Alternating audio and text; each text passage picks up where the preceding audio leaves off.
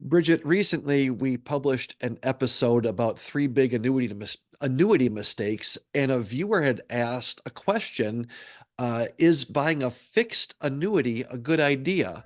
And on this episode of Friends Talk Financial Planning, we're going to dig into what are the components of a fixed annuity, how does it work, why is it different than a variable annuity, and how you can make some good decisions around this idea.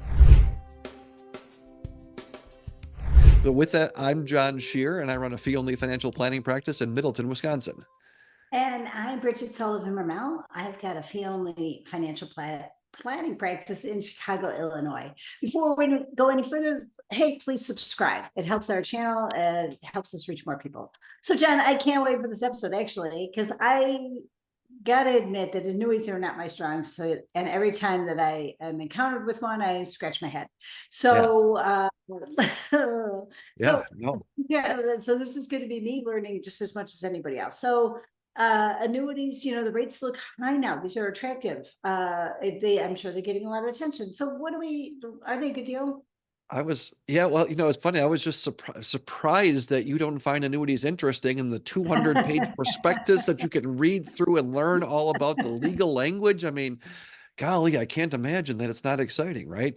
Unfortunately, or fortunately or unfortunately, I find them interesting and reading through and kind of figuring out what's going on. And before we start, I just want to be really clear. There's a number of different styles of annuities, and the kind of the two that we're talking about here, and some of the ones we talked about on that last episode was variable annuities, and in which case the structure and the pitch that comes from the agents is, hey, you get to invest in mutual funds, stock and bond mutual funds, just like you would, except for it's in this annuity wrapper that has some tax and other advantages. That's the variable annuity in just real basic terms.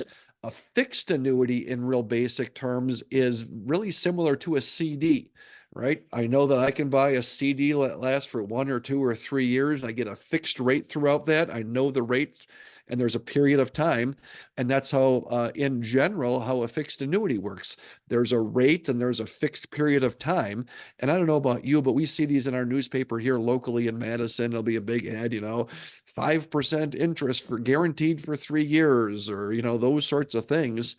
And, again, similar to how a CD works, there are some tax and some other advantages to the annuities. But in many cases, you see some higher interest rates than maybe what CDs are paying. And so that's Right. sort of the crux of, and what we're talking about today is that fixed side of things where, okay, I could go to the bank and buy a CD, or I could look at these annuities, and how do we make sense of those things? And there's a couple of different components, and it's similar to what we talked about last time with annuities in general. The expense component is not really as important in this because the rate that you get is the rate that you get, and that's an expressed rate net of expenses.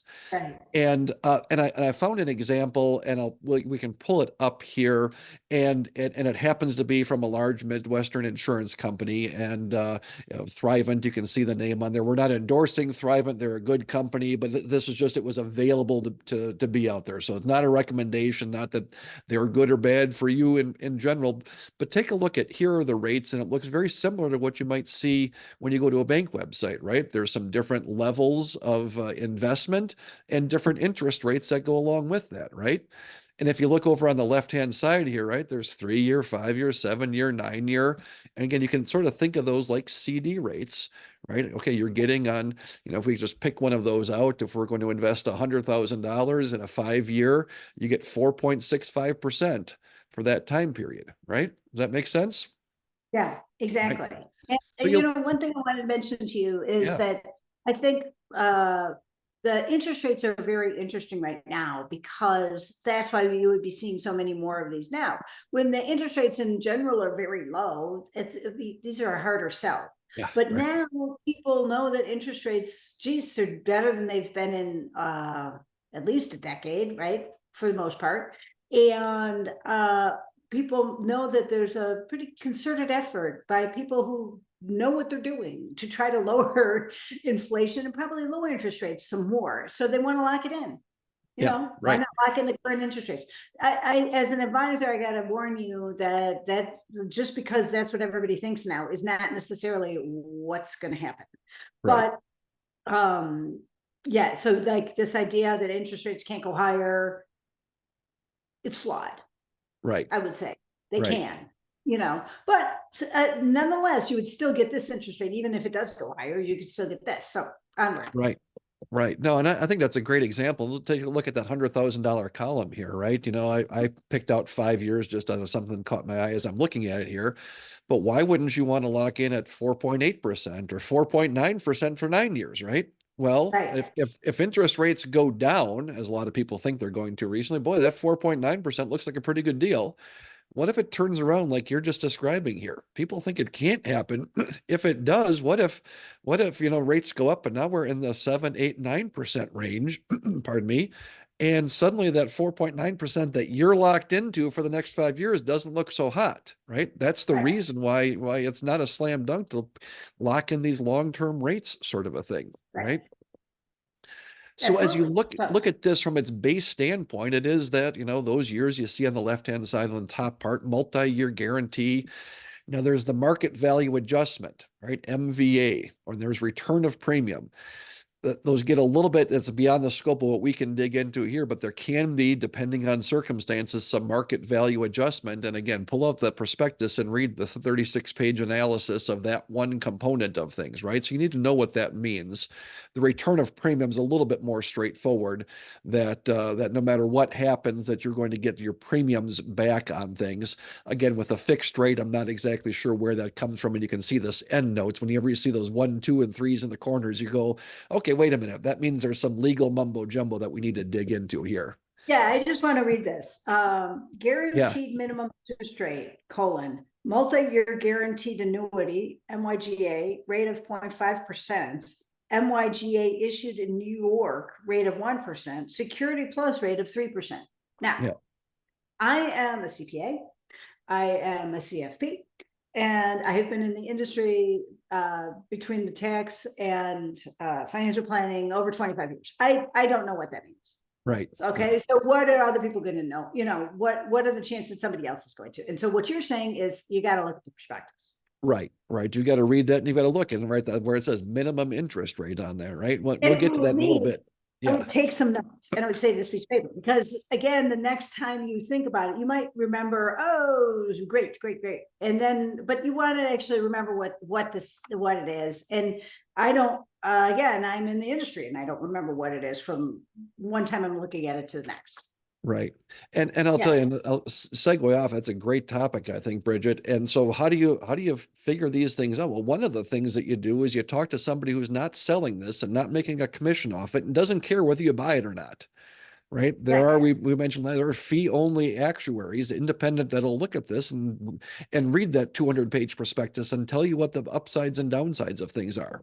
Right. You can talk to somebody and people like us who don't sell any of these products and can help take a look at the stuff. Of course, as you said, you and I have to read into these things and dig into that stuff. Right.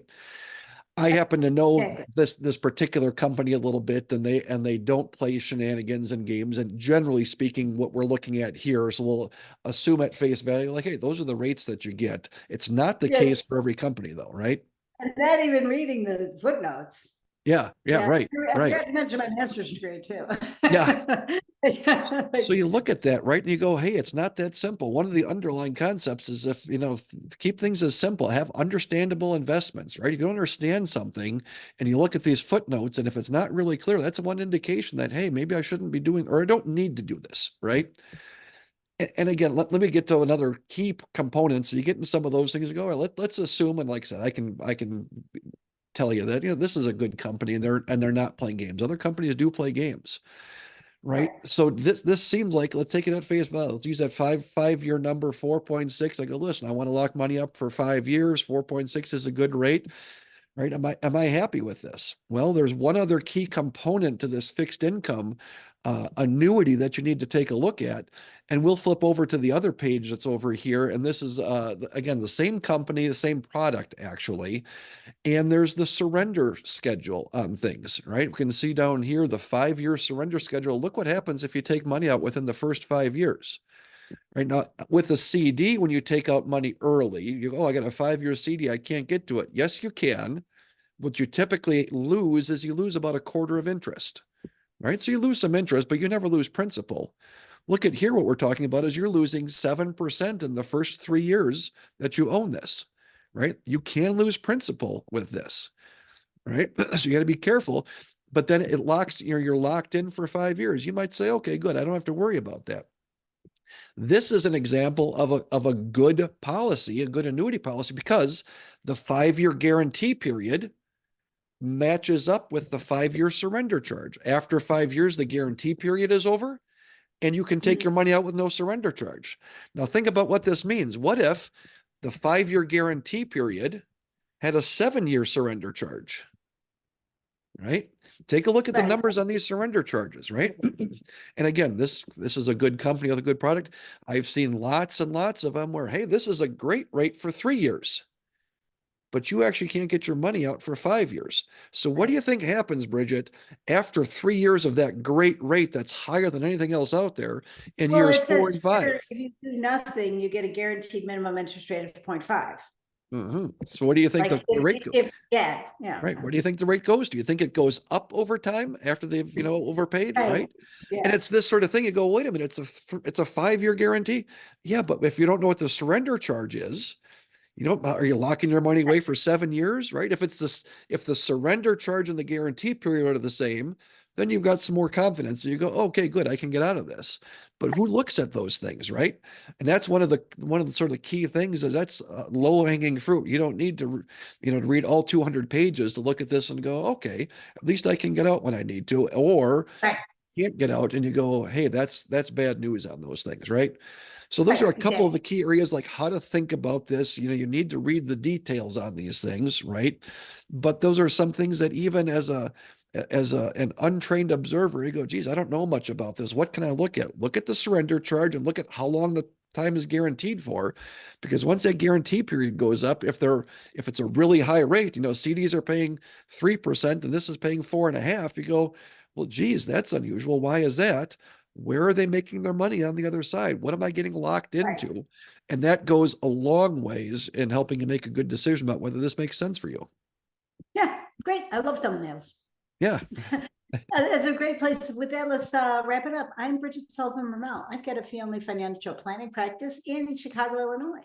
And I'm John Shear. I've got a fee-only financial planning practice in Middleton, Wisconsin. And both Bridget and I are taking on new clients. So we'd love to hear from you. But if you like what we hear and are looking for an advisor in your local area, you can check out acplanners.org to find other people who think like we do. And John, we have a goal with our channel right now. Our short-term goal is to get over 1,000 subscribers. We're right around 900-ish. If you subscribe, you'd be helping us out, and you'd be helping more people find us. With that, we'll leave it there.